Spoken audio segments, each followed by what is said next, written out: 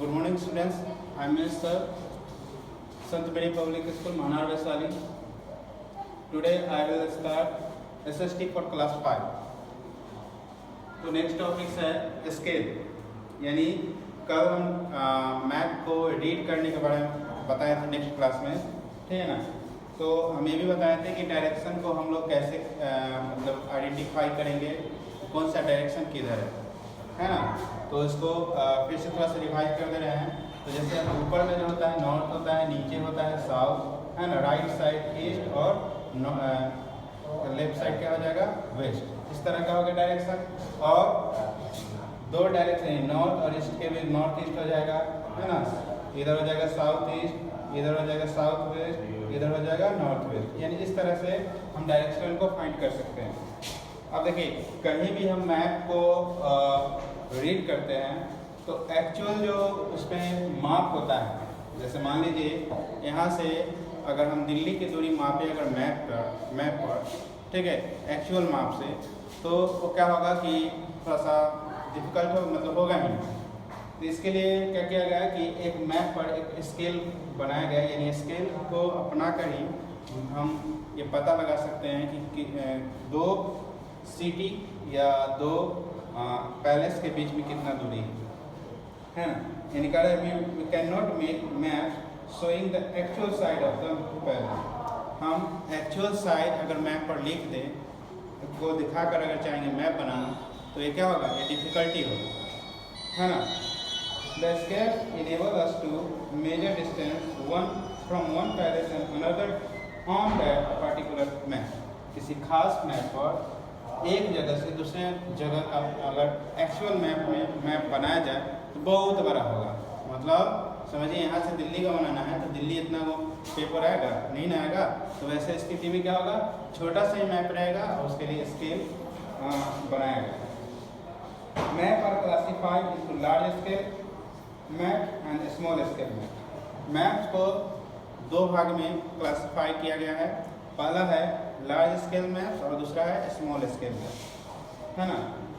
The classification depend upon the area on the land on the earth to be shown and the size of the map। कहने का मतलब classification ये किया गया है, ये पृथ्वी के किसी क्षेत्र पर निर्भर करता है, यानी किस क्षेत्र का लैंड कैसा है उस पर निर्भर करता है। वैसे आप लोग देखे होंगे कि जब आपके यहाँ कोई अमीन वगैरह आता है तो लैंड मापने के बाद छोटा सा स्केल लगता है ना। उस छोटे से स्केल से ही ज़मीन का पूरा क्षेत्रफल निकाल के बताता है कि आपका लैंड इतना है ना। तो ये सब डिटेल्स बताता है। ठीक इसी तरह मैप को रीड करने के लिए एक स्केल की भी ज़रूरत होती है, ठीक है। The map of the world, है ना, continents and countries are small scale map, है ना, as large area represent on a small size map.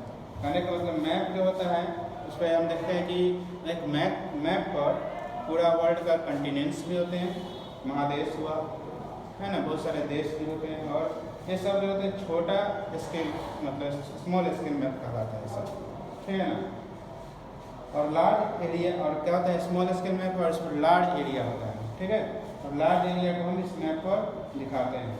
और इसको अब देखिए, ऑन ए मैप, यदि मैप पर, ठीक है, the scale states that 1 centimeter is equal to 100 kilometer. It means that from the one palace to another on the particular map 1 centimeter is equal to 100 kilometers of the।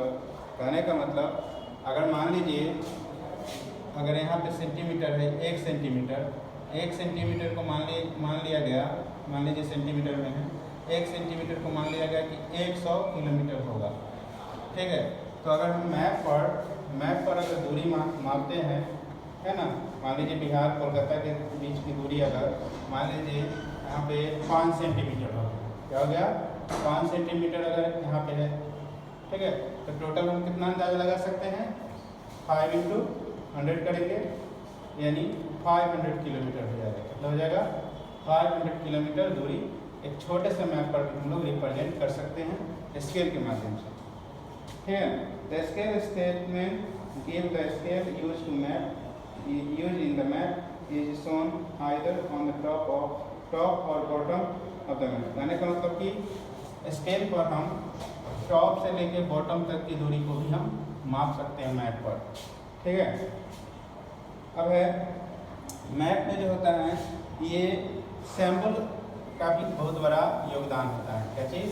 Sample का भी बड़ा योगदान होता है, ठीक है। अगर मैप में आपको दिखा दिया ऐसे करके कोई ड्राइंग बना के ऐसे कर दिया गया, इसका मतलब होता है मैप में कि ये चर्च हो गया, इस जगह पर चर्च हुआ, ठीक है। या मान लीजिए अगर ऐसे करके भी दिखाता है आपके मैप में, ऐसे करके रहता है, तो इसका मतलब क्या हुआ? ये आपका पटरी हुआ, रेलवे ट्रैक हुआ, है ना। तो इससे हम क्लासीफाई कर सकते हैं, जज कर सकते हैं कि किस तरफ रूट किधर जा रहा है ना। यानी अगर हम लोग ट्रेन से सफ़र कर रहे होते हैं तो हमको कभी कभी पता नहीं चलता है कि हम किस स्टेट से होके जा रहे हैं, है ना। तो ऐसे स्थिति में अगर मैप पर हम देखें तो मैप से हम आसानी से पता कर सकते हैं कि ये जो ट्रैक है किस स्टेट से होकर गुजर रहा है। तो there are mainly different features on the land, there are mainly different features on the land. यानी लैंड का जो है ये विभिन्न विशेषता होती है। क्या चीज़? There are boundaries, temple, mosque, church, roads, capital cities, railway lines, river, bridge etc। Land पर ही बहुत सारे सीमा हैं, है ना। मंदिर है, मॉस्क्यू है, चर्च है, या कैपिटल सिटी हो गया, रेलवे स्टेशन हो गया, ये सभी चीज़ मैप्स पर दिखाया होता है। अगर मान लीजिए कि वहाँ पे अगर कोई सिंबल नहीं दिया गया, कोई सिग्न नहीं दिया गया, तो ऐसे स्थिति में मैप को रीड करना क्या होगा? कठिन होगा, है ना। Therefore it is not possible to draw the actual palace pictures of these maps on the map। तो मैप पर एक्चुअल अगर चाहेगा, मान लीजिए कहीं पे रेलवे स्टेशन है, तो बड़ा बड़ा रेलवे स्टेशन होता है, चाहेगा कि रेलवे स्टेशन का फोटो दे देगा, तो ये संभव नहीं है क्योंकि इंडिया में बहुत सारा रेलवे स्टेशन होगा, बहुत सारे मंदिर होंगे, तो उसको चित्र के द्वारा उस जगह पर, उस पैलेस पर रखना संभव नहीं होगा। तो वैसे स्थिति में वहाँ पे कुछ चिन्ह की जरूरत पड़ेगी। Therefore, certain standard signs and symbols are used to show these features। इस विशेषता को दिखाने के लिए कुछ खास प्रकार के सिंबल, संकेत होंगे, है ना। तो यहाँ पे कुछ दिया हुआ है, जैसे आपको बुक में, अगर बुक होगा तो बुक में आप देख सकते हैं कि क्या क्या सिग्न है, ठीक है। ध्यान दीजिएगा, अगर आपका मैप में ऐसे करके डॉट, ऐसे करके फिर डॉट डॉट रहेगा, ठीक है, यानी हर चीज़ के बीच में डॉट है, तो इसका मतलब हम समझेंगे कि ये जो है आपका इंटरनेशनल बाउंड्री है। क्या है? अंतर्राष्ट्रीय सीमा है, इंटरनेशनल